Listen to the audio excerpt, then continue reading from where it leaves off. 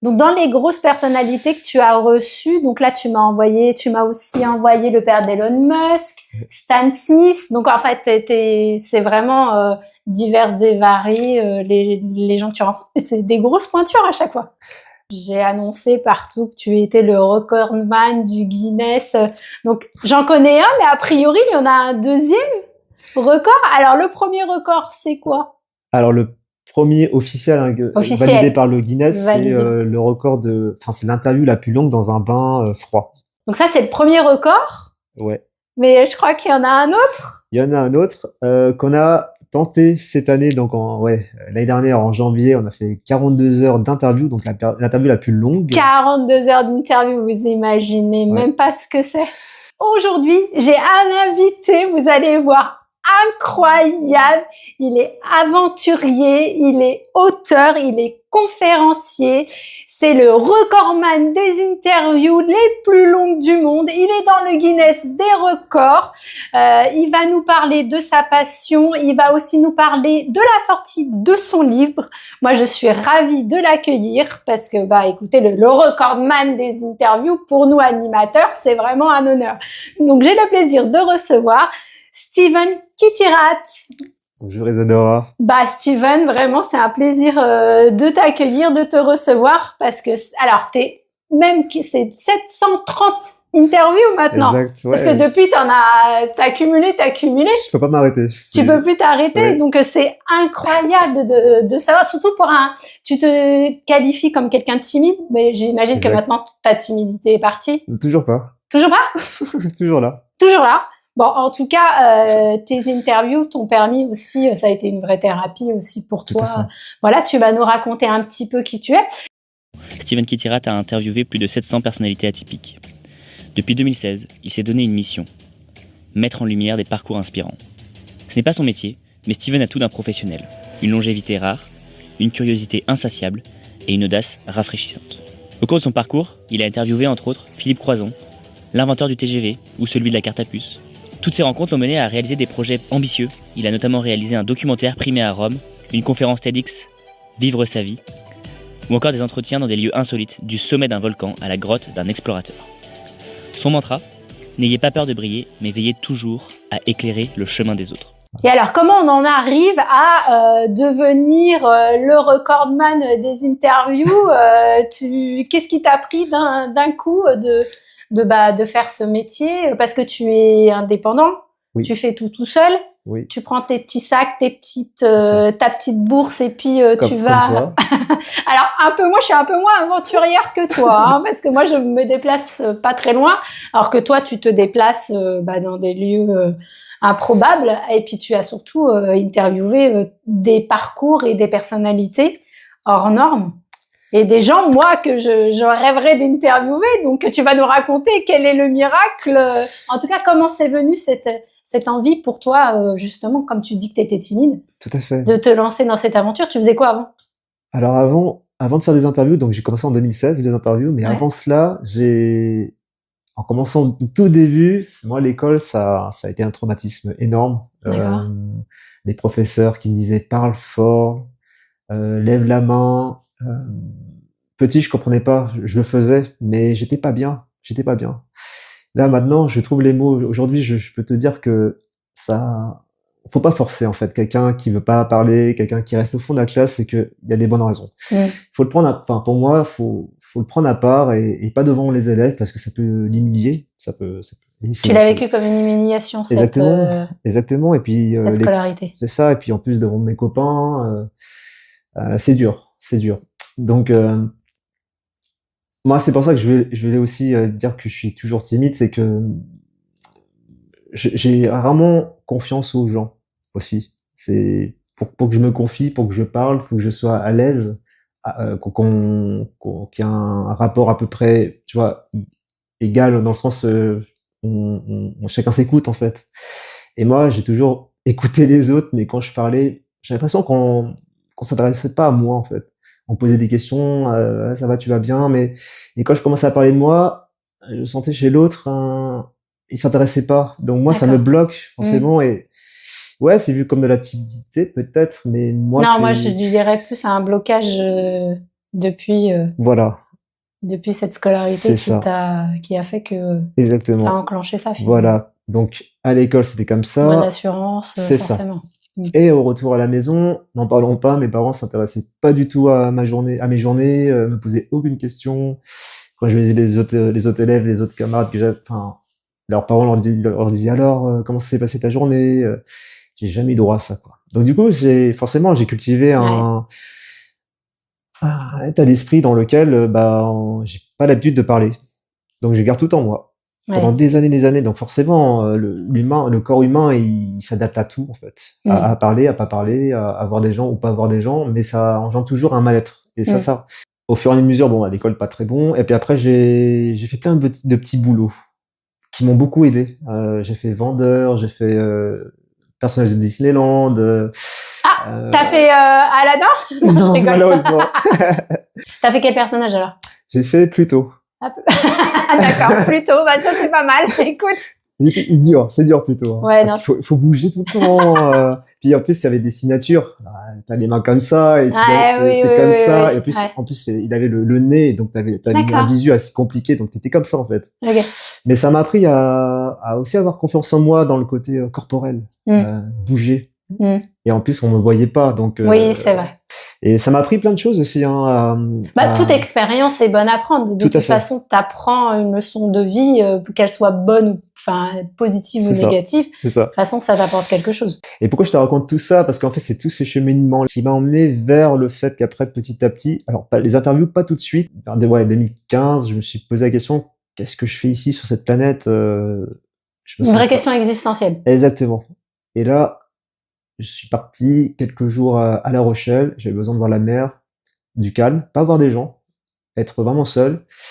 Et après, je suis parti à Barcelone parce que ça me suffisait pas de rester à La Rochelle. Et là, j'ai eu un petit déclic. Je me suis dit, t'aimes une chose, t'es curieux et t'aimes rencontrer des gens.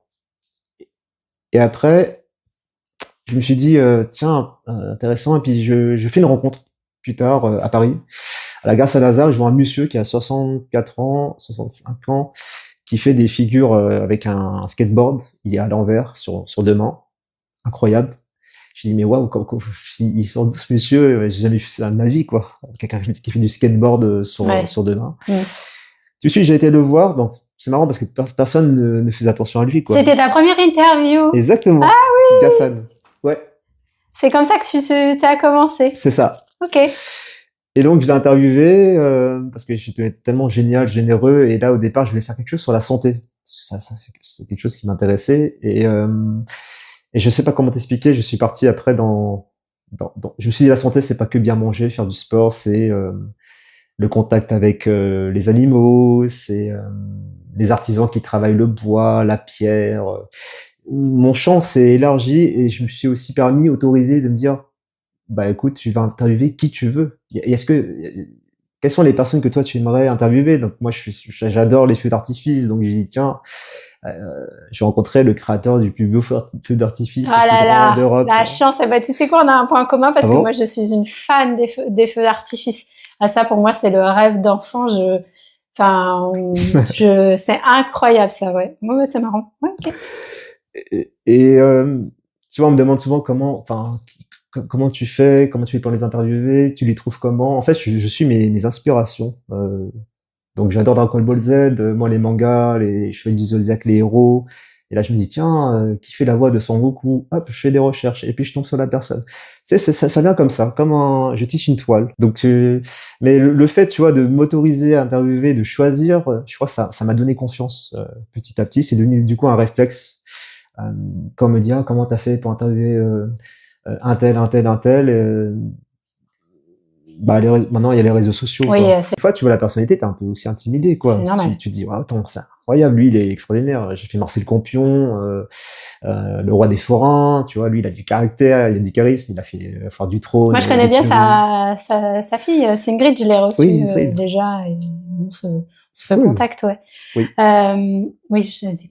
Et voilà, en fait, c'est très fantaisiste. Moi, mon univers, Oui, alors en fait, c'est pas que des artistes, c'est vraiment des gens qu'on qui ont un parcours qui sont un peu atypiques que tu aimes bien interviewer c'est ça, finalement. comme toi. Comme moi, exactement.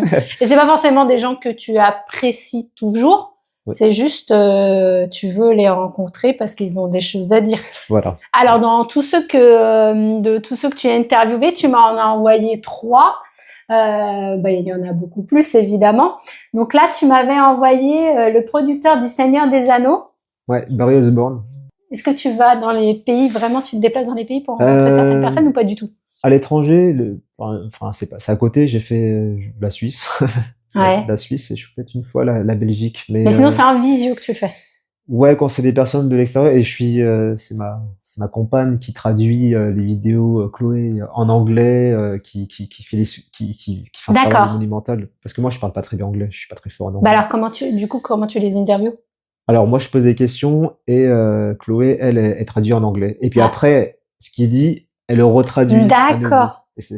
D'accord. Comme ça, quoi. Donc, dans les grosses personnalités que tu as reçues, donc là, tu m'as aussi envoyé le père d'Elon Musk, Stan Smith. Donc, en fait, c'est vraiment divers et variés, les gens que tu rencontres. Et c'est des grosses pointures à chaque fois. Ouais, parce que je me dis... Toi, tu fais pas le petit interview, c'est-à-dire que tu prends le must du must, quoi. C'est ça. J'aime bien aller tout en haut. Comme ça, si je me plante, mais Elon Musk, tu vois, c'est marrant. Moi, j'ai trouvé son numéro de téléphone sur Google, tout simplement. C'est fou, ça. Et, parce qu'en plus, ils te disent oui, ils te répondent, alors que bon, t'es indépendant, oui, on ne connaît pas. On te connaît pas, mais qu'est-ce que tu penses? Pourquoi ils t'accordent c'est quoi c'est quoi ta différence? Je pense qu'ils voient une forme de bienveillance dans mon approche et je pense qu'ils sentent aussi que je veux vraiment les interviewer sur sur l'homme, enfin sur l'être en fait, et pas sur la performance. Parce que quand je me présente, je me dis toujours j'aimerais bien vous interviewer sur votre parcours qui peut inspirer la jeunesse. Et ça leur parle beaucoup. Je pense ce côté-là. C'est ça ton approche. Ouais. Et tu disais au début, il y a indépendant. Moi, je suis vraiment indépendant parce qu'il y a des gens, ils disent indépendants, mais ils ont des moyens derrière oui, alors que je sais que toi, c'est pas le cas. Tu vois, l'Australie, bien sûr, si j'avais des moyens, je serais allé en Australie. Oui, évidemment. Quand j'interviewe le créateur de Tetris, je serais bien allé aux États-Unis. Mais à mon niveau, c'est pas mal, quoi, d'avoir pu. C'est extraordinaire. Moi, quand je vois ton palmarès, je me dis, waouh, on n'a même pas il y en a certains qui n'ont même pas les 3/4 de ceux que tu as interviewés. Ouais. Donc, mais c'est vrai. Et surtout, honnêtement, je te le dis. Ah, merci. Écoute, on a parlé un peu en off. Il y a des gens je pense qu'il y a des gens qui n'ont pas reçu le quart des personnes que tu as reçues. D'ailleurs, ma question, c'est quel est celui qui t'a marqué le plus, qui t'a touché le plus, toi? Ça, c'est dur. Il y en a beaucoup, mais... Il y en a beaucoup, ouais. Il y en a beaucoup, en fait. 2 ou 3 que toi, c'était ton rêve et que tu l'as eu et que t'es déçu, pas déçu, je sais pas. De manière plus, tu vois, dans le cœur, dans le côté vraiment cœur, je retiens Jack Cooper, le dessinateur du TGV. D'accord. Qui lui, je vois comme un grand-père. En fait, ma quête d'interview, c'était aussi quelque part chercher un peu des mentors pour apprendre des choses sur moi-même aussi. C'est comme une quête, comme le voyage du héros, quoi, qui va. D'accord. Et aussi, chercher aussi des gens un peu comme un grand-père, une grand-mère, un frère. J'ai créé ma propre famille, si tu veux. J'ai manqué d'amour dans ma famille. Ça m'a donné une force aussi, hein, du coup. Donc Jack Cooper, Michel Anglade, qui a piloté, il a fait 30 000 heures d'hélicoptère, qui a eu comme élève Yann Bertrand, Nicolas Hulot. Ouais, il est pas très connu. D'accord. Et on l'appelle Supercopter. En fait, ces 2 personnes sont plus là aujourd'hui, donc je rends hommage à eux et c'est pour moi il me manque en fait, parce qu'en fait quand j'allais pas bien, j'allais les voir souvent. D'accord. Ouais, parce qu'il y a des moments où c'était pas facile pour moi. Déjà, j'ai jamais fait ça pour les vues. J'avais pas beaucoup de vues au début, hein. Je faisais parfois 30, 20 vues. Et je me disais, c'est les gens en fait qui me disaient mais c'est incroyable, tu fais des gens incroyables, t'as pas beaucoup de vues, et c'est à cause de ces retours-là que ça m'a aussi moi-même. Je me suis posé cette question-là. Je me dis, c'est vrai. C'est marrant que tu dis ça parce que c'est compliqué je rebondis là-dessus, c'est compliqué pour les nouvelles chaînes de se faire connaître parce que comme tu dis, t'avais des gens incroyable et t'avais pas dû. Tu l'expliques comment ça, en fait? Je sais pas, je sais toujours pas pour dire la vérité, parce que j'ai l'impression que c'est l'algorithme qui me met pas en avant aussi. Parce que là, il y a des grandes personnalités et grands animateurs qui se Oui, disent, purée, avec tout ce qu'il a, il devrait avoir. Et c'est c'est ça. fou, ça, en fait. Oui, c'est fou. J'arrive pas à l'expliquer. Peut-être, tu vois, il y a toujours des peut-être. Peut-être qu'au début, quand j'ai commencé à faire des interviews, je mettais beaucoup trop d'interviews en ligne. C'est possible. J'en mettais 3, 4 par semaine. C'est beaucoup trop, je sais. Mais j'ai l'impression qu'on me bloque. Et là, tu vois, entre parenthèses, j'ai fait une émission, un jeu qui s'appelle Qui tout double sur RTL, sur le thème du tennis. Et l'animateur me pose une question sur comment tu as rencontré Elon Musk. Donc je raconte l'histoire. Et dans le montage final, donc audio, bah, ils ont coupé cette partie-là, quoi. Donc en fait, c'est bizarre. J'ai l'impression on veut pas montrer. Je sais pas. Faut pas te. Ok. J'arrive pas à comprendre. J'arrive pas à Et saisir le toujours truc. aujourd'hui? Ouais. C'est toujours compliqué aujourd'hui? Bon, Voilà, t'as ta communauté, forcément. bon, là, j'ai fait Dieudonné il y a pas longtemps, donc ça a augmenté Ah, un ça a peu augmenté. plus. J'aurais dit l'inverse. Ça aurait dit, avec Dieudonné, ça aurait pu être justement à l'inverse, qu'on te coupe la chaîne et tout ça. T'as pas eu de problème? Pour l'instant, non. Non. Pour l'instant, non. Peut-être qu'un Ça, jour, c'est quelqu'un de difficile à avoir aussi. Dieudonné, il ouais, donne pas d'interview à tout le monde, hein. ouais. Bah, en fait, Compliqué. ouais, depuis 8 ans, je voulais l'interviewer et je pense que cette période, c'était un peu plus compliqué, encore plus qu'aujourd'hui, je pense, parce qu'il était, bah, je sais pas, il est très, très pris, quoi. Et là, je sais pas, je pense qu'il est dans une période, bon, c'est un peu plus calme. Donc là, bon, bah, on s'est retrouvés, voilà, à parler, à faire l'interview, et puis on a parlé avant et après. Je m'attendais pas à être limite seul avec lui. Donc c'était sympa, à ce moment. Alors, on revient à justement les personnes que vraiment ont transformé ou voilà, c'est vraiment ceux que tu nous as cités tout à l'heure où il y en a. Oui, après il y a des gens. En fait, c'est par palier, c'est-à-dire par rapport à mes émotions, quand je manquais de confiance en moi ou que je me sentais pas très, je manquais un peu d'espoir. J'avais interviewé même des handicapés, quoi. Donc c'est là que j'ai rencontré Philippe Croison. Donc c'est l'homme qui a traversé la Manche à la nage sans bras ni jambes. Est-ce qu'il y en a un qui t'a déçu? Pas déçu? Est-ce que tu t'attends à ça? Tu t'attends pas à ça? Je sais pas. Oui, ouais, bah là, je parlais de ce que je ressens. Alors, récemment, là, bah, Philippe Gillet, c'est un monsieur qui a un spécialiste des reptiles, qui vit avec des alligators, des serpents, donc il a 500 reptiles chez lui. Wow. Ouais, c'est un peu long à expliquer, mais je peux te raconter vite fait. C'est que on a fait un événement au Grand Rex que j'ai aussi organisé, parce que ça, c'est un truc que je savais pas non plus faire ça, quoi. Organiser un événement. Donc, c'est mon premier événement que j'ai D'accord. organisé, donc au Grand Rex. Bien déjà le Grand Rex. Sympa, ouais. Et j'ai tout organisé de A à Z et j'ai fait plein de choses. J'ai pas fait que ça. J'ai mis en contact avec plein de médias pour qu'ils se fassent interviewer et aussi je l'ai fait je peux le dire, je l'ai fait aussi connaître sur les réseaux sociaux parce qu'il était très connu dans les médias mainstream, Mainstream. Ouais. mais sur les réseaux sociaux pas du tout. Et le Covid entre-temps et il faisait plus de tournage parce il faisait des tournages pour le cinéma et il y avait des problèmes de facture d'électricité, plein de choses. Et là, j'ai dit Philippe, ouais, je pense que tu devrais arrêter de faire interviewer par des médias mainstream parce que ils viennent chez toi, ils font du buzz et toi t'as rien, quoi. Je veux dire, il faut que tu vives, quoi. Et moi, je vais te mettre en lien avec des créateurs de contenu, donc des influenceurs qui s'y connaissent en TikTok, parce que j'ai eu ma période en fait aussi influenceur parce que c'est un domaine qui m'intéressait aussi. Parce que moi, je suis nul en ça et j'ai rencontré des spécialistes de TikTok, d'Instagram pour comprendre un peu tout ça. Et je l'ai mis en contact avec ces deux créateurs. À cette époque, ils ont fait 11 millions de vues sur TikTok. Wow. C'est un truc de fou. Ouais. Donc oui, il s'est fait connaître sur la plateforme TikTok par des jeunes qui ne connaissaient absolument pas. Et après, il a lancé sa chaîne entre-temps. Okay. Et bon, aujourd'hui, il dit que c'est pas, enfin, il dit qu'il a oublié, quoi. Il sait même pas que c'est moi qui l'ai mis permis de faire ça. Mais c'est pas ça le problème, c'est que pendant le Grand Rex, j'ai pas eu de reconnaissance de sa part parce qu'il me disait on est en équipe, on est ensemble et j'ai pas senti qu'on était D'accord, ouais, ensemble. ça t'a déçu. J'étais très déçu, j'avais l'impression d'être voilà là pour j'organisais plein de choses et j'ai pas de reconnaissance de sa part, mais c'est pas que ça, c'est que il me présentait comme un simple vidéaste, mais c'est tout. D'accord. J'étais pas que ça quoi. Et après voilà, il a pas été respectueux en fait D'accord, je comprends. envers ma compagne, plein de choses et Donc c'est celui qui t'a déçu le plus. beaucoup, ouais, j'avais confiance Ouais. énormément en lui, on se connaissait depuis 7 ans. D'accord. D'habitude, je vois les gens venir, mais je pense que là, peut-être que voilà, j'y croyais. Ça arrive. Ouais, Ça arrive. Donc ouais, je suis déçu. D'ailleurs, je le mentionne dans mon livre de toute façon parce que on va parler de ton livre après, ouais, bien sûr. Et dans ceux que tu aimerais est-ce qu'il y en a un vraiment, une personnalité vraiment que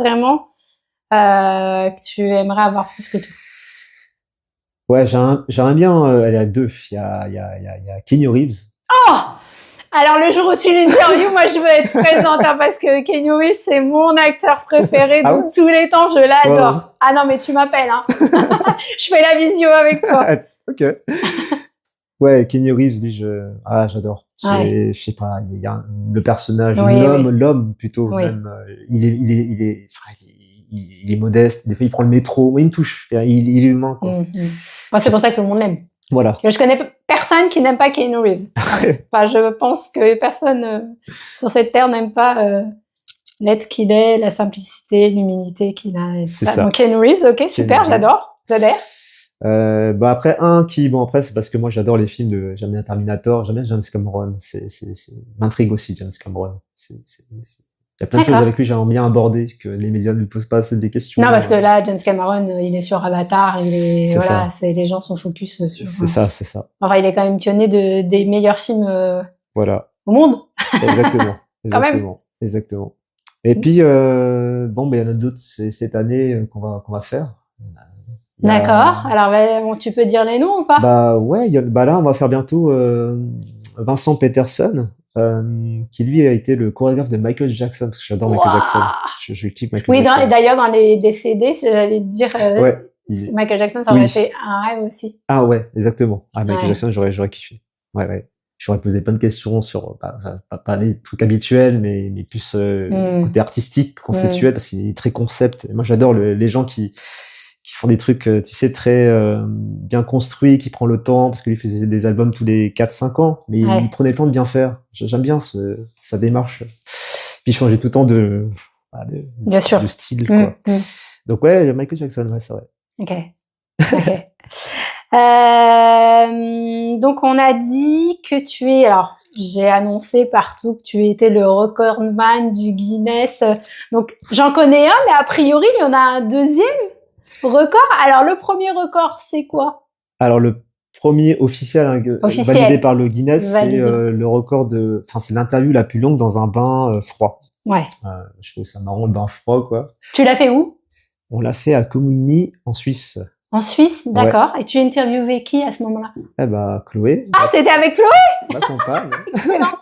D'accord. Je l'ai interrogée sur son livre, La Suisse au cœur, et qui a été validé par le Guinness parce qu'ils m'ont demandé de leur envoyer la liste des questions. D'accord.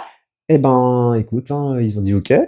Et donc j'ai acheté des bains, les bains glacés, je me suis documenté un peu comment faire, et puis on a fait ça un après-midi. Combien de temps alors vous êtes resté? Alors c'était 16 minutes, il fallait battre. On a fait 21 minutes et 33 secondes. Waouh. Ouais. Et mais le Guinness aussi, c'est très intéressant parce que tu vois, c'est quelque chose. On m'a dit pour faire le Guinness, il faut avoir des moyens. Et en fait, oui, quand t'as les moyens, ça va plus vite. C'est-à-dire des moyens, c'est quoi? C'est 10 000 euros. 10 000 euros pour qu'il y ait des juges, pour que t'as pas à faire les paperasses du dossier, parce que c'est ça qui est en fait le plus compliqué, quoi, qui te donne pas envie, de le faire. Et que ça aille plus vite aussi la réponse, parce que quand tu payes, t'as la réponse tout de suite dans les médias. Et nous, avec nos propres moyens, et je suis assez fier de ça. Il faut attendre 2-3 mois. D'accord, mais en fait, ils étaient pas présents. Non, t'as des témoins, mais après, ce qui Ce qui fait figure de preuve, Ouais, c'est c'est la ça que je veux vidéo savoir. avec le time.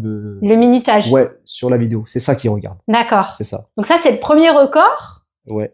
mais je crois qu'il y en a un autre. Il y en a un autre qu'on a tenté cette année. Donc, l'année dernière, en janvier, on a fait 42 heures d'interview. Donc, l'interview la plus longue. 42 heures d'interview, vous imaginez Ouais. même pas ce que c'est. Non-stop, en plus, que vous m'avez expliqué, c'est vous avez droit à 5 minutes 5 minutes de pause de par pause heure. par C'est heure. ça, exactement. Mais voilà, on dort pas, quoi. Mais on a appris beaucoup de choses. Donc, l'interview la plus longue en streaming, en direct. Donc, c'est en direct en plus. Vous étiez en direct en plus, alors il fallait captiver les gens C'est ça. pendant tout le long, mais vous m'avez dit que bon, finalement, ça s'est bien passé parce que, bon, au-delà de la fatigue et tout ça, que vous aviez, grâce à ce public en live, Ouais. vous avez tenu. Ouais, Mais il s'est passé, il y a eu un bug. Elle n'a pas été validée, ce record. Au bout de la 30 et quelques heures, eh ben, on a fait, au lieu de 5 minutes de pause, on a fait 6 minutes de pause. Et ça a cassé tout votre truc. Exactement. C'est Ah, horrible. ils pardonnent pas. Ouais, c'est horrible, c'est dur. Là, vous avez pris un coup. Ouais, mais on était tellement fiers de nous parce qu'en fait c'est ça qu'on a appris. Moi-même je le savais pas. C'est que cette interview, ça a permis pour moi en tout cas de me révéler en fait comme jamais. Tu es dans un état d'intellect au début et puis plus c'est long, plus t'es fatigué et plus t'es dans un état de transe. Tu enlèves toutes les barrières mentales. En fait tu parles avec le cœur. D'accord. Et là, C'est pas l'inverse, c'est pas plutôt, moi je l'aurais vécu comme justement à la fin tout le monde se bouffe le nez, épuisé, fatigué, en train de râler, tout ça. Non, c'est pas ce qui s'est passé. On s'est à un moment donné frité, mais ça s'est réconcilié. Après on a changé, on a parlé comme on fait quoi d'habitude. Mais ouais, franchement c'était thérapeutique même pour moi. Ouais. Voilà. Et voilà. Et du coup là on l'a refait. Alors du coup vous l'avez refait. Donc là il y a pas longtemps, là il y a. Bah là ce week-end. Ce week-end. C'est ça. Et on a fait 34 heures parce qu'en fait le record c'est 33 heures. 33 heures le record. Et c'était qui l'avait fait ce record? C'était deux Norvégiens, je crois. Ouais, deux Norvégiens qui l'ont fait. Et je vais pas faire 42 parce que c'était un ami qui m'avait dit 42, un ami avec qui je devais le faire et qui m'a lâché au dernier moment. Et j'ai dit en faisons 34 et pas 33. Et là elles sont validées? Là c'est on a terminé et là je suis en train de préparer le dossier. Je suis en train de faire le dossier. Donc là on aura la réponse dans 2-3 mois, je pense. Alors moi je suis curieuse de savoir quand même comment vous êtes organisé avec le bain parce que en fait moi j'ai cru que vous étiez parti je sais pas où dans un espèce de igloo, tu vois. Moi je me suis fait des films en lisant ça parce que j'ai pas regardé tes interviews. Pour te dire la vérité, pas encore, j'ai pas pris le temps. En même temps, je comprends. Et je me suis fait des films. Et en fait, là, tu viens de me dire que finalement, c'était en Suisse. Oui. Et du coup, vous avez monté de A à Z. Mais qu'est-ce que vous avez fait? Comment vous l'avez fait? C'est ça. Créé. Moi, j'ai acheté deux bains froids sur Amazon. J'ai trouvé mais je connaissais rien du tout à tout ça. Je savais même pas que fallait monter. Mais c'est pas grand chose, hein. C'est un truc gonflable. Et après, il fallait trouver un lieu public. Hein. Vous l'avez fait. Mais on a fait, voilà, on a trouvé un endroit sympa en Suisse, voilà, à l'extérieur. Et il y a eu 3 personnes qui nous ont bien aidés à vérifier la température parce que il fallait rester dans l'eau entre 10 et 15 degrés. Si tu allais au-delà de 15, c'était foutu, quoi. Mais pour rendre l'eau gelée, vous aviez mis combien j'imagine vous avez utilisé des litres de glaçons Même pas. C'était déjà suffisamment. Après on l'a laissé toute la nuit, ça a dû refroidir. Et nous en plus on s'est entraîné avant, on a fait des douches froides et c'est thérapeutique. Franchement ça fait du bien, quoi. Ça fait du bien. Au début t'as pas envie, puis après quand tu le fais et après tu te sens bien. Mais est-ce qu'on n'est pas déconcentré? On n'est pas déconcentré, on pense pas plus au froid, plus qu'aux interviews. Enfin, je sais pas si j'arriverais, moi, à interviewer dans un bar. Alors moi, vu que je lui ai posé des questions, je pense, elle était bien, hein, elle racontait. Ouais, Chloé, elle était comme dans un poisson dans l'eau, c'est ça? C'était pas très grave. C'était pas son truc. Et moi, c'est marrant parce que le fait d'attendre, le fait de poser des questions, j'étais pas dans l'action, donc du coup, moi, c'était beaucoup plus difficile. J'avais plus froid. Et en plus, ils ont rajouté des glaçons parce que la température de mon bain, il augmentait. Donc j'avais vraiment froid, moi. vraiment. Mais bon, on a réussi. Je suis assez fier de nous Mais deux. qui a eu l'idée de faire ça dans un afro? C'est moi. Ah, c'est toi? Ça, ouais, je dis toujours, c'est mes délires à moi. Mais ouais, c'était en lien, c'était après les 42 heures. En fait, le Guinness, c'est venu parce que je sais pas comment t'expliquer. Vu que j'ai interviewé des gens qui sont champions du monde, qui ont des Guinness, je me suis dit, Ah, c'est pour ça t'a ouais. tiens, il existe peut-être des Guinness pour des intervieweurs. Ça peut être marrant. Et puis j'ai cherché. Puis j'ai tapé interview et puis t'avais bain froid. Ah, c'est ça qui t'a donné, d'accord. C'est ça. T'as tout type d'interview, hein. T'as l'interview en radio la plus longue, l'interview télévisuelle, le podcast le plus long. D'accord. Donc, ok. Voilà. Alors du coup, on va partir sur la deuxième partie de l'interview. Ce qui m'intéresse, c'est on va parler de tes deux chaînes. Donc la YouTube, celle que tout le monde connaît le plus, c'est Steven K. Oui. D'accord. Tu as fondé en 2016. C'est ça, exactement. Ça s'appelle au début Racine Solaire, mais je l'ai changé à partir de 2022. J'ai appelé Steven K. Bon, il a changé au fur et à mesure. Mon média, il s'est muté. Et puis j'aime bien voir un peu l'évolution. C'est très organique. Hein, j'aime bien même les ratés, les débuts avec le son pas très bon. J'aime bien garder tout ça en fait. Ça permet de voir un peu les débuts. Donc ouais, Steven K. Il y a 700 interviews. J'ai fait un documentaire aussi, Panache. Oui. Qu'on retrouve aussi sur YouTube, sur cette chaîne, d'accord. J'ai remporté un prix, je suis assez fier de moi parce que c'est mon premier documentaire. Ouais, à Rome, c'est ça. Alors justement, on va rebondir sur notre univers, mais on va rebondir dessus. C'est quoi cette En fait, c'est vu qu'au départ je voulais le vendre aux chaînes télé. Mais bon, la chaîne télé, c'est compliqué, ils ont des normes et puis après, il y a pas que ça, il faut faire partie du club quoi, il faut connaître les gens. Donc j'ai postulé dans des festivals. Je me suis inscrit sur un site, il y avait plein de festivals un peu partout en France et à l'étranger. Donc j'ai postulé. Bon, en France, j'ai jamais eu de réponse positive. Et à l'étranger, si. Étrangement, en Inde, j'ai été sélectionné. Le documentaire a été sélectionné. À Los Angeles aussi. Ah oui. Et à Rome, il a été primé. Et ça parle de quoi, Panache alors? Alors Panache, c'est un documentaire sur. En fait, je voulais faire une synthèse de mon travail. Ah, c'est une synthèse de ton travail. Sous forme de documentaire, un début et une fin, tu vois, parce que je voulais faire un truc, voilà. Donc il y a 28 personnalités et moi je suis le fil conducteur et en fait c'est des interviews, ça s'entremêle en fait. Je voulais faire un truc simple, montrer qu'en fait on est tous liés quoi. Donc dedans t'as Alain Robert, le Spider-Man français qui grimpe les gratte-ciel à main nue. Ah oui, moi j'habite pas loin de la Défense et je le vois, je l'ai vu quelques fois grimper. Ouais, intéressant. Voilà, t'as un spationaute, t'as un volcanologue, t'as Jacques Séguéla, t'as Jacques Cooper, le dessinateur du TGV, enfin t'en as énormément beaucoup. Et c'est Mister Puma, ouais, c'est grâce à lui il a monté le documentaire, il m'a accompagné. Donc Mister Puma, c'est quelqu'un que j'ai interviewé aussi. D'accord. Et en fait, mes rencontres, c'est ça. C'est vraiment avec mes propres moyens, c'est vraiment, je fais des trucs par amitié. Et les gens m'aident. C'est un documentaire de combien de... 1h47. Ah oui. Ouais, 1h48. Au départ, voilà, moi je suis parti dans on m'arrête pas parce qu'au départ, je voulais mettre 15 personnalités. Et ensuite, en fait, on a fait 50 tournages, 50 personnes. Et puis même m'a dit, oh là là, c'était pas ce qui était prévu au départ, calme-toi, du coup. On a choisi 28. Et ça parle de plein de choses, de l'amitié, de la maladie, de l'entraide. Quand je dis maladie, c'était une fille et son père était atteint d'une maladie très grave. Et en fait, moi, ce qui m'a touché, c'est que la fille et son frère, ils ont parcouru la France en vélo pour parler de cette maladie. Moi, je suis très dans les histoires comme ça. Ouais, oui. Robert Marchand, le centenaire, qui est recordman du monde de vélo, de l'heure, qui a fait ça à 105 ans. Vraiment des gens un peu... Rémi Julienne, le casco du cinéma français, qui a fait des cascades de dingue. Ouais. Donc tout ça, c'est regroupé dans ton documentaire qu'on peut retrouver sur ta chaîne YouTube.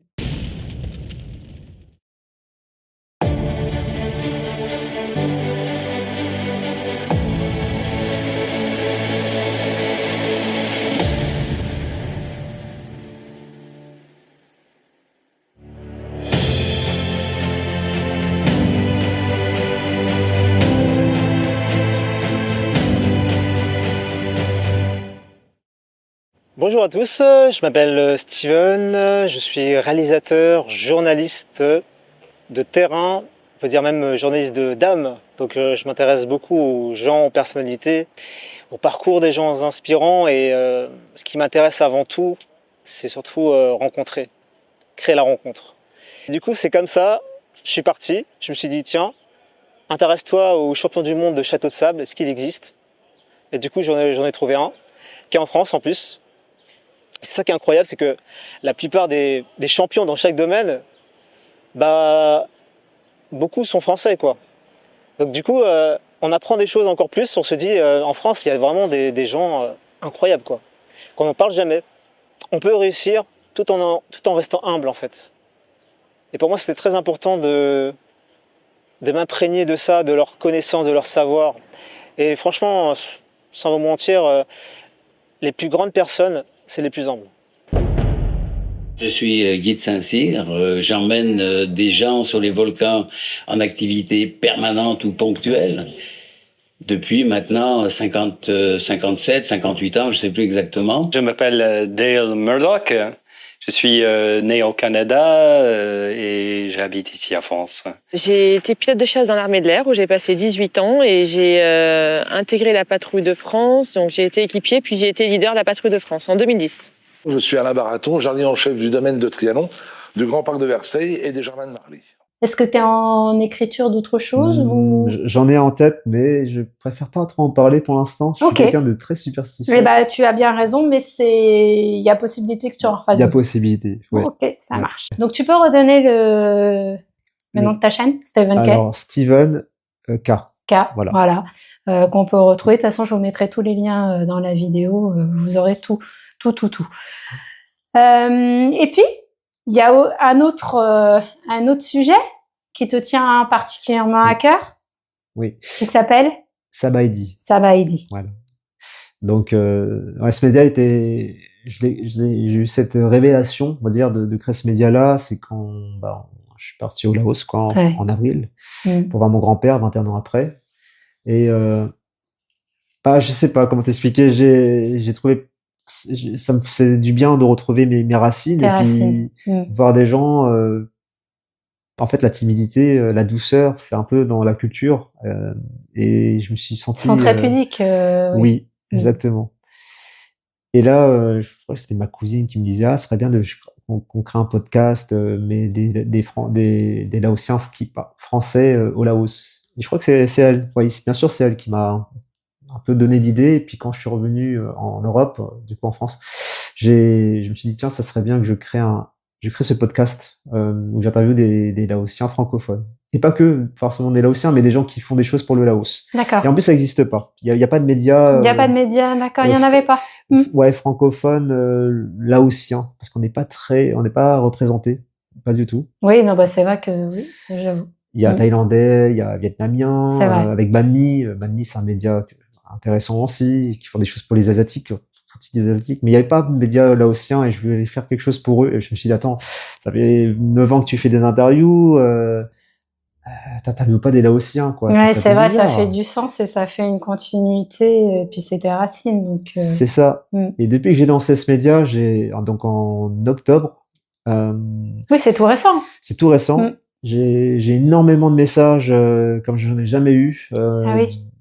D'une communauté, on dit silencieuse, mais qui m'envoyait des messages vraiment très forts. J'ai des messages, des témoignages très forts du style, ça me touche beaucoup. On est tellement peu représentés d'avoir un média qui parle et de voir des Laotiens s'exprimer. C'est leur voix, quoi. Je te jure, ça fait tellement du bien. Et puis on raconte des histoires de dingue. La guerre d'Indochine. Une fille, elle disait, ma grand-mère pour fuir l'Indochine, la guerre, elle a pris une petite bouée, elle a traversé le Mékong jusqu'en Thaïlande. C'est des histoires tellement, tu vois, moi, ça te touche. Ouais, ça me touche énormément. Puis je pense à mon grand-père, à mes parents. Et donc là, j'ai en train d'apprendre un peu à m'intéresser à l'histoire du Laos parce que je connaissais pas assez. Donc le pays le plus bombardé de l'histoire. Je savais pas non plus. D'accord. On parle pas assez de ça. Et donc alors, justement, ce média, c'est diffusé aussi sur YouTube. C'est ça, oui. D'accord. Donc c'est indépendamment de ta chaîne Steven Kessé. Ça n'a rien à voir. C'est deux choses différentes. C'est un podcast. C'est un podcast, on dit podcast, mais c'est comme... filmé, C'est quand même. filmé, ouais, D'accord, ok. c'est ça. Et ça, c'est tous les... Que je mets en ligne Oui, c'est toutes les semaines, c'est tous les mois, c'est quoi le rythme? Alors là, ouais, je me suis pris différemment, je prends mon temps, donc je mets une interview tous les mois ou tous les 2 mois. Je prends D'accord. le temps. Parce que là, la différence par rapport aux autres interviews, c'est que je loue un studio à Paris D'accord. pour faire quelque chose de propre, de pro. Ok. Parce que l'image, le visuel, c'est très important. Et je voulais, pour un podcast laotien, je voulais quelque chose de pro, quoi, de beau. Donc je loue des... Voilà, Mais tu le fais en laotien ou pas? Non. Non. Ah. Et t'as un traducteur en laotien? Non. Non, mince. Mais peut-être que oui, c'est des choses... Mais je comprends tout, ça c'est bien. Ah bah oui, ça c'est bien déjà. C'est bien déjà. Ton actualité du jour? Oui. La plus récente? La plus récente, ouais. C'était à la base pourquoi je te recevais, mais pas que. Oui. C'est la sortie de ton livre. Exactement. La sortie de mon livre qui est terminé en fait. Et là, bonne nouvelle, hier, Alors, avant de te donner la bonne nouvelle, il s'appelle comment ton livre? Alors, je l'ai appelé L'incroyable voyage d'un timide. Mais il se peut que ce titre puisse changer. Ah oui, d'accord. Il se peut parce que... Alors, la fameuse grande nouvelle. J'ai un éditeur hier qui me contacte. Enfin, hier, on s'est vu en fait hier, on avait pris rendez-vous. Donc c'est pour ça que je suis venu aussi à Paris pour le record, mais aussi pour la rencontre avec l'éditeur. Et toi aussi, évidemment. Et j'ai signé le contrat aujourd'hui. Waouh! Donc je suis assez content parce que moi, étant nul à l'école, pas très fort en français, en orthographe, tu vois, pour moi c'est beaucoup, c'est énorme. Oui, c'est une espèce de revanche. Ouais. Enfin, je sais pas si on peut appeler ça une revanche. Je me réconcilie, quoi. Tu vois, ça me répare beaucoup mes blessures. Et parce que trouver un éditeur, c'est dur, quoi. En plus, ça, je me rends pas compte, mais j'imagine, ouais. Donc là, il est en plein cœur de Paris. Bon, je donnerai le nom plus tard. Oui, oui, bien sûr. Mais voilà, je suis assez content. Donc là, c'est en cours. Et donc tu vas peut-être changer de nom. Du coup, ce livre va peut-être changer de nom. Ouais, on va garder Timide parce que ça va être ça te correspond, toi. Ouais, c'est ça. Et puis après, on va voir le reste. D'accord. Combien de pages? Là, comme ça, il fait 140 pages, mais peut-être il fera beaucoup moins. Ça dépend du format du livre, en fait. D'accord. Voilà, assez ni trop long ni trop court. Et on y parle de quoi? Alors, je parle de mon parcours dans le sens, je parle de tout ça, la timidité, le Laos, pourquoi on est timide, pourquoi on est pudique. J'explique un peu tout ça. D'accord. Et aussi les rencontres, comme pourquoi je les ai rencontrés, qu'est-ce que j'ai appris d'eux, des anecdotes que je n'ai jamais dites en vidéo. Et aussi il y a pas mal de fils en fait. Il y a aussi des gens qui sont, on va dire, invisibilisés alors qu'ils ont créé des choses et il n'y avait pas en lumière. Alors là, pas du tout, parce que j'ai contacté par exemple Nina, par exemple Jack Cooper, tu vois, il n'est pas du tout, parce que j'ai fait une vidéo de lui, je voulais la vendre, ouais, même l'offrir à Nina, mais ils n'ont pas voulu. Parce que c'est Roger Talon, quoi, l'inventeur du TGV, alors que c'est Jack Cooper. L'inventeur de la carte à puce aussi. Je pensais que c'était Roland Moreno au départ. En fait, c'est pas Roland Moreno, c'est Marc Lassus. Et là, je raconte un peu tout ça. En fait, c'est un travail aussi d'enquête aussi, je fais, et de rendre justice aussi. Donc, aux oubliés. Aux oubliés, ouais, c'est ça, exactement. Et voilà, je traite plein de choses. Donc, je parle du Grand Rex, je parle aussi de mes blessures, de mes déceptions, des médias aussi, parce que je les ai contactés. Certains m'ont pris des idées. Ah oui. Certains, ils savent qui je suis en fait. Au départ, je savais pas. Des médias qui m'ont contacté, il y a certains qui me disaient tu as des invités intéressants, parce que je voulais travailler dans des médias au départ. Je voulais. Et en fait, on m'a proposé tellement de trucs que je trouve vraiment assez ingrats et assez humiliants. Qui sont à l'inverse de tes valeurs. Totalement. C'est pour ça que tu le fais pas. Totalement. Quand on a des valeurs, peut-être que c'est pas pour toi finalement, faut que tu restes dans l'indépendance. Exactement. Ouais, enfin, j'ai fait un TEDx déjà. Ouais. Alors c'est quoi un TEDx? La première fois.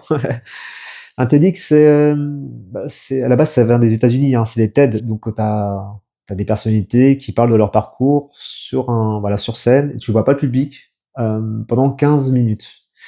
Donc ça te donne plein de thématiques, mais là où j'étais, donc Ouais, c'était à la Baule. J'ai plus le souvenir. À la Baule, donc en 2022. Parce qu'en fait, moi, j'ai postulé. Enfin, parce que c'est ma meilleure amie qui m'a parlé de ça. Et moi, au départ, j'ai pas pensé à le faire. Elle m'a dit, ce serait bien que tu fasses un TEDx parce que c'est quand même connu. Je connaissais pas, d'accord. Ouais, je crois aux États-Unis, t'avais des gens connus qui ont fait ça. Je crois que t'avais Elon Musk ou Bill Gates. Enfin, bref, Donc, t'invites des gens plus ou moins connus et vous faites une espèce de...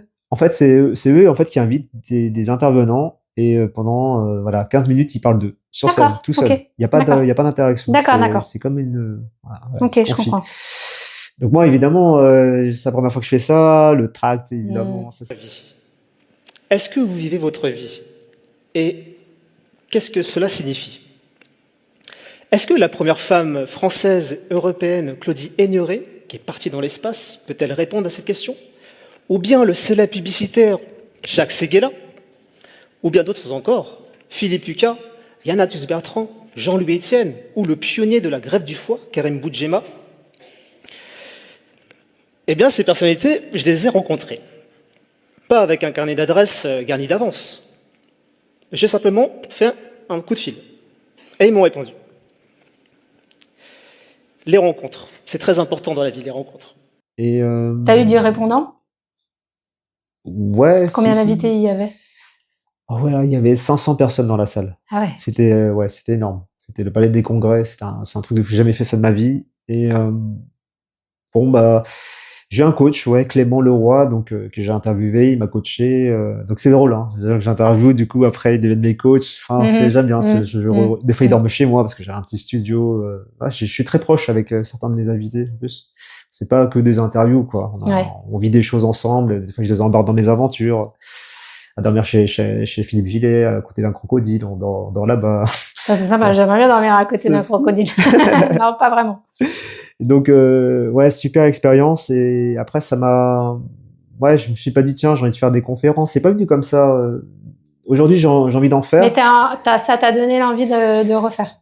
Ouais, mais plus pour que moi, je puisse enfin raconter. En fait, pas me cacher derrière quelqu'un, parce que bon, on t'a dit que c'est pas pareil, mais quand j'ai fait le Grand Rex, Philippe Gillet, donc c'est plus lui qui était bien sûr la vedette. Ouais. Moi, je me suis trop effacé et là, je me suis dit, il est temps que je monte sur scène. Et c'est ça. Pour voir, pour enfin me mettre au premier plan, pas au second, pas au dernier rang. Je comprends. Mais ton livre, déjà, c'est quelque chose qui est aussi... c'est toi, c'est ta thérapie? Ouais, j'ai failli abandonner. C'était un exutoire, peut-être. J'ai abandonné plusieurs fois. Ouais, c'est ça. J'ai abandonné, il y a 140 pages, donc 140 fois. Minimum, j'ai voulu abandonner, quoi. 140 fois, t'as voulu abandonner. C'est ça. J'étais en colère et tout, parce que ça c'est dur. Tu parles de toi, et en plus, l'orthographe, l'écriture, l'émotion que t'es tellement déçu du mot que t'as choisi, tu dis, mais ça reflète pas ce que je ressens, ce mot. Donc, est-ce que t'as pas eu quelqu'un derrière qui t'a repris sur... Si. Chloé m'a aidé. Elle m'a aidé. Chloé m'a beaucoup aidé. Et c'est grâce à elle que j'ai fini ce livre. C'était surtout pour garder une trace de mon parcours. Parce que je me dis, bon, peut-être le numérique c'est sympa, les vidéos c'est sympa, mais c'est pas pareil. Un livre c'est différent. Et il laisse une trace aussi. C'est important pour moi. S'il n'y a plus YouTube, mince, mes vidéos sont plus là. Ouais, c'est sûr. Voilà. Donc il sort, du coup, on n'a pas de date de sortie. Je pense que ça va sortir soit fin d'année, soit l'année prochaine. D'accord. Voilà. Là, on le peaufine. On va le peaufiner. Très bien, très bien. Moi, j'ai encore 2 dernières questions. Enfin, surtout une dernière question. Toutes tes expériences, que ce soit en tant que vidéaste, conférencier, auteur, intervieweur, est-ce que au final, ça t'a réconcilié avec toi, t'as fait la paix avec toi? Est-ce que t'as clôturé un chapitre? Est-ce que tes blessures sont... Ou pas encore? C'est une bonne question, là. Tu dis, ça m'a quand même guéri. Ça m'a guéri, ça m'a fait prendre conscience de qui je suis, de ma puissance, de ma magie, en fait. Parce qu'en fait, je rends cette personne limite plus belle encore ce qu'elle est. Et ça, c'est un pouvoir, je crois qu'on a chacun ça, en fait, en nous. Et ça, j'ai mis du temps à le voir, en fait. J'ai mis vraiment du temps à le voir. Moi qui adore Michael Jackson, pour venir à ça, j'ai fait un spectacle de danse au lycée sur Michael Jackson et les gens, en fait, tu vois, je me rends compte, c'est pas forcément Michael Jackson qu'ils aimaient bien, mais c'était Steven, en fait. C'est son énergie. Comment, et ça, tu vois, c'est pour moi, c'est une révélation de savoir ça. Ça t'a appris beaucoup sur toi? Exactement, ouais. Parce que tu apprends beaucoup, forcément, quand tu interviews les gens, finalement. C'est ça. Et du coup, comment tu te sens aujourd'hui? Je me sens plus apaisé. Là, cette année, je suis dans une phase de transformation où là, je me dis, bon, bah, ça y est, maintenant, tu vas faire tes projets, écrire ton histoire, ta véritable histoire et te lancer seul sur scène. Et je suis content de parler aux timides aussi. C'est un sujet qui m'intéresse. Moi, je me sens, tu vois. Es-tu encore aujourd'hui timide? Ouais, je le suis toujours. Toujours. J'ai toujours peur, hein, tu sais, quand je fais des interviews. Mais la peur, c'est autre chose. Ouais, c'est autre chose. Moi, je le suis toujours. Je suis toujours ça. Mais ce qui fait ma personnalité, je crois. Aussi, ouais. Mon humilité aussi. Et j'aime pas trop déranger les gens de base. Mais bon, sauf pour demander des interviews, je persiste jusqu'à que la personne dise non. Si ça dit non, bah ok, pas de souci, je la laisse tranquille. Et tu as fait plus de 730 interviews. Mais toi, combien de fois tu as été interviewé? Ah là, aujourd'hui, ça fait 21 fois. 21 fois? Ouais. Bon, il y a un record à battre ou pas? Non. En tout cas, je te remercie parce que t'es lumineuse, tes questions ouais, c'est intéressant, ça change aussi, hein, parce que d'habitude, on pose pas ces questions-là, tu vois. Là, je sais, moi, tu sais, comme je t'expliquais, je suis assez, voilà, je me renseigne pas trop sur les gens. J'aime bien quand c'est des échanges, voilà, sincères, authentiques, qui sont pas travaillés forcément. Quand je dis pas travaillés, c'est-à-dire, bon, tu m'as compris. Oui. Et c'est ça qui permet aussi d'avoir des échanges sincères et authentiques. Ouais. Pas des questions qui sont déjà calculées et tout ça. Donc, c'est intéressant. Moi, je te connaissais pas avant que tu me contactes. Donc, non, mais moi, c'est un vrai plaisir de te recevoir. Merci beaucoup. On n'aura pas battu le record de la plus grande, mais c'était pas l'objectif. Moi, j'ai été ravie de te recevoir, de découvrir qui tu es, ce que tu fais. Je vois qu'on a eu beaucoup de points en commun, finalement, que je ne savais pas, dont notamment Chloé. Voilà, qui est Chloé Framry et surtout comment vous vous êtes rencontrés? Alors moi, Chloé, je la connaissais pas du tout. Pourtant, je m'intéresse vraiment à plein de choses. Parce que, en fait, ce qui m'intéresse, ce sont un peu les débats. Et puis parfois, tu as des gens intéressants, mais qui restent pas très longtemps, mais j'essaie de saisir ce moment-là. Et donc, ce jour-là, il y avait Francis Lalanne qui était invité par Hanouna, TPMP. Et Hanouna lui pose la question, comment vous êtes rencontré avec Dieudonné? Et là, Francis Lalanne, il sort le nom de Chloé Framry. Mais après, je le suis plus tard, sans dire vraiment que c'est grâce à elle, quoi. Et juste le nom de Chloé Framry, ça m'a intrigué. Pourquoi? Parce que je m'intéresse beaucoup à des gens qui mettent en relation les gens. Et souvent, ces gens-là, ils sont un peu, ils sont pas un peu, mais ils sont totalement ignorés, quoi. Et là, j'aimerais bien connaître cette femme parce que je pense que ça doit être quelqu'un qui a du cœur, qui veut fédérer.